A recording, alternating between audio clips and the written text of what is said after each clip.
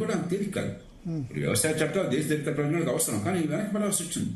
ప్రజాస్వామ్యంలో పట్టుబడులు ఉండాలి, కానీ వీరున్నంత వరకు సమర్థుడైన నాయకుడు జాతి దీర్ఘ ప్రయోజనాలే పణంగా పెట్టకూడదు. ఎందుకంటే స్వల్పకాలంగా ప్రజలకు కలిగే సంతృప్తి, దీర్ఘకాలంగా సమాజానికి కలిగే ప్రయోజనం, ఈ రెంటికి మధ్య చాలా సందర్భాల్లో వైరుధ్యం ఉంటుంది. ఉన్న డబ్బులన్నీ మీకు పంపిణీ చేస్తానంటే మీరు చాలా పాపులర్ అయిపోతారు, కానీ రేపు మన పిల్లలంతా అడుగు తినిపోతారు. భవిష్యత్తులో వాళ్ళందరికీ అప్పుల భారం పెరుగుతుంది, వాళ్ళు కట్టాల్సి వస్తుంది, వాళ్ళ బతుకు నాశనం.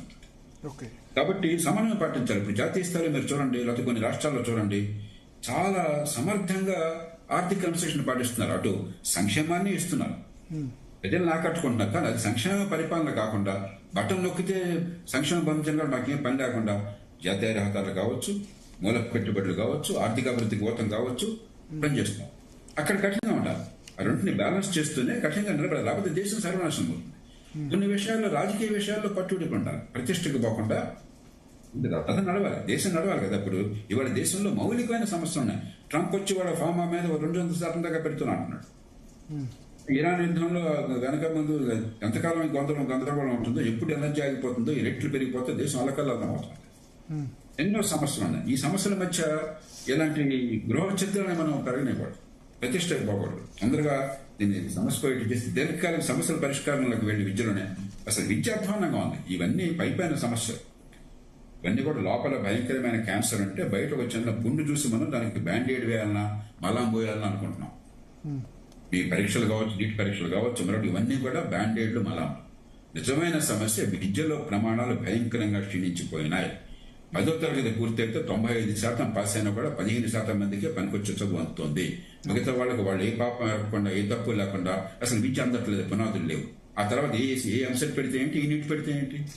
ఇంజనీరింగ్కి పోతే 14 లక్షల మంది ఇంజనీరింగ్ కాలేజీకి పోతే 2 లక్షల మంది పనికొచ్చేవాళ్ళు తయారవుతున్నారు. మిగతా వాళ్ళకి డిగ్రీ వస్తుంది, ఎందుకు పనికిరాదు. ఎన్నో సందర్భాల్లో సర్వేలు చూసాం. నైపుణ్యం లేదు. రెండోది ఉపాధి పెరగటంలా, ఆర్థికాభివృద్ధి జరిగినా కూడా ఉపాధి అనుకున్నంత పెరగట్లా. మౌలికమైన సమస్యలు ఉన్నాయి. అసలు లోపల సమస్య అది ఆ క్యాన్సర్. ఇవన్నీ పైపైన ఇదే సమస్య అనుకుంటే చాలా పొరపాటు చేస్తున్నాడు. ఇప్పుడు ఈ ఉద్యమంలో కొంత సంఘ విద్రోహ శక్తులు, దేశ వ్యతిరేక శక్తులు ఉన్నాయి అన్న వాదంతో ఏకీభవిస్తారా, ఏకీభవించారు మీరు?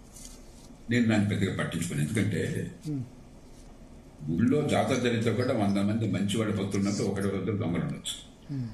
ఆ కారణంగా జాతర వచ్చామంత దొంగలు అవుతారా? మనకి నిజమైన సమస్యలు ఉన్నది.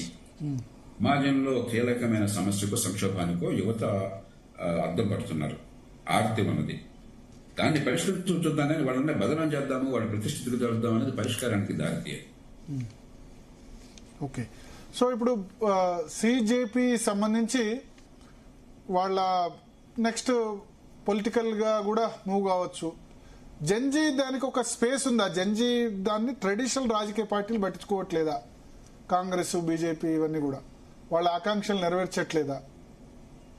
ఇది మన దేశంలోనే కాదు, ప్రపంచం అంతా మీరు చూసినట్టయితే జంజీ సోషల్ మీడియాలో ఉన్న ఆవేశం కార్యాచరణలో పెద్ద కనిపించదు.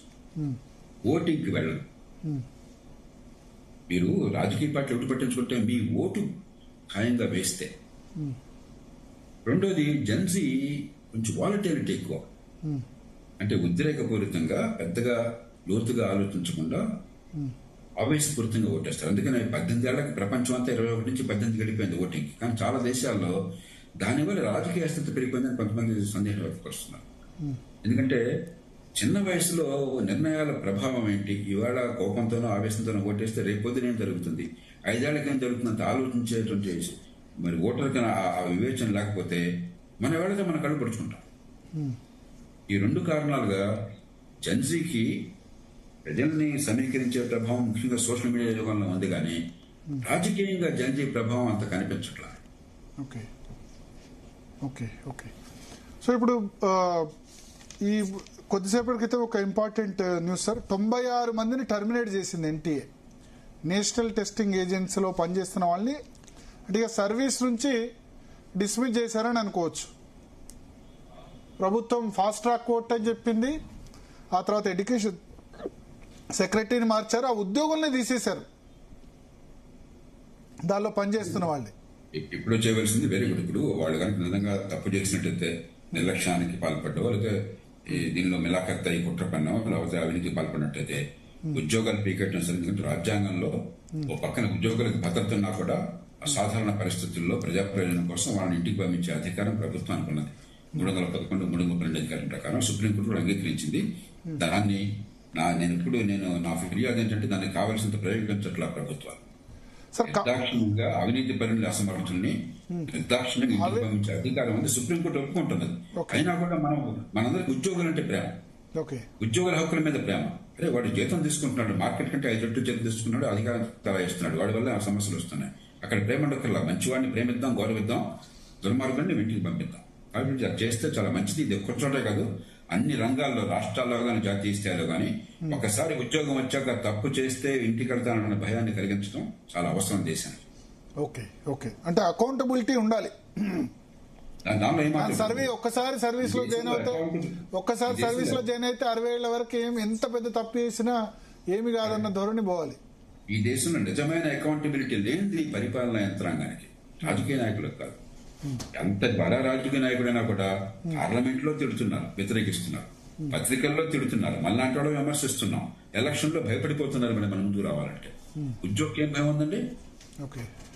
కాబట్టి నిజమైన జవాబుదారితనం లేకుండా ఉన్నది ఈ దేశంలో పరిపాలనా యంత్రాంగానికి. కాబట్టి పరిపాలనా యంత్రాంగానికి ప్రజలకి బాధ్యులను చేయడం, జవాబుదారితనం తీసుకోవడం, సామర్థ్యాన్ని పెంచడం ఈ దేశానికి అత్యవసరం. Okay okay okay.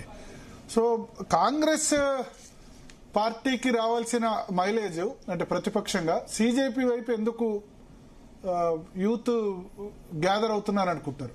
మొన్న చూస్తే మనకు రాహుల్ గాంధీ ప్రధానమంత్రి ఇంటి దగ్గర ధర్నా చేశారు. బహుశా దేశంలో తొలిసారి ఏమంటారు, ప్రధానమంత్రి ఇంటి ముందు ప్రతిపక్ష నేత ధర్నా, దేశంలో ఫస్ట్ టైం. ఇటువంటి పరిణామాలు కరెక్టేనా? ఎందుకంటే మనం సరే రాష్ట్రాల్లో అంటే చేస్తున్నారు, ముఖ్యమంత్రి ఇంటి దగ్గర ప్రతిపక్ష నేతలు వాళ్ళు గెరావ్ చేయడం. రెండో ప్రశ్న, ప్రతిపక్ష నాయకుడు రాష్ట్రంలో కానీ జాతీయ స్థాయిలో కానీ కణంలో ప్రధానమంత్రి స్థానానికి వెళ్లే మనిషి. కాబట్టి ఆ హుందాతనాన్ని, ఆ నాయకత్వ లక్షణాలని, అన్నింటినీ సమన్వయించిన పద్ధతిని, రాజ్యాంగ విలువల్ని పాటించకపోతే ప్రధానమంత్రి కావచ్చు, ప్రతిపక్ష నాయకుడు కావచ్చు, దేశం నష్టపోతుంది. అది పద్ధతి కాదు. పార్లమెంట్ మీకు బలమైన అవకాశాన్ని ఇచ్చింది. నేను రాష్ట్ర శాసనసభలో నేను ఏకసభ్య పార్టీ నాది, ఒకే ఒక సభ్యుడు. నేను ఏనాడు కూడా మీరు చూడండి ఎప్పుడైనా సరే వాకౌట్ చేయలేదు, కాగితాలు చంపలేదు, స్పీకర్ ఆజ్ఞాన్ని ధిక్కరించలేదు, అనుచితంగా మాట్లాడలేదు. అందరికంటే ఎక్కువ సమయం వచ్చింది ముఖ్యమంత్రి గారు, ప్రతిపక్ష నాయకుడి తర్వాత నాకు వచ్చింది. సభ అంతా కోరింది. అందరికంటే ప్రభావశీలంగా ప్రజల గళం వినిపించే అవకాశం, ఆ భావాలు వ్యక్తం చేసే అవకాశం, మార్పులు సృష్టించే అవకాశం నాకు దక్కింది. అదే పద్ధత ఎన్నికైన వాళ్ళు చేయవలసింది. లేకపోతే రాష్ట్ర అక్కడంతా గందరగోళం చేసి అరిచి కేకలు పెట్టి పడవలు పెట్టి చరిచి వాకౌట్ చేసి ఏమి లేకుండా ఉంటేనా? అదే అసలు ఎందుకు ప్రజలు అనుకున్నారు? ప్రజల వాణిని వినిపించి ప్రజల్ని అక్కడ సభలో ఉన్న ప్రభుత్వం ఇంత వాళ్ళ జంతర్ మంతర్. ఇక్కడ రాహుల్ గాంధీ ఉద్దేశం ఏంటంటే ప్రభుత్వం ఎంత చేసినా వినట్లేదు కాబట్టి ఎక్స్ట్రీమ్ చర్యకు పోవాల్సి వచ్చింది. ప్రధానమంత్రి ఇంటి ముందు కూర్చోవాలి. పార్లమెంట్ లో ఒకప్పుడు బీజేపీకి 2 సభ్యులు ఉండేవారు.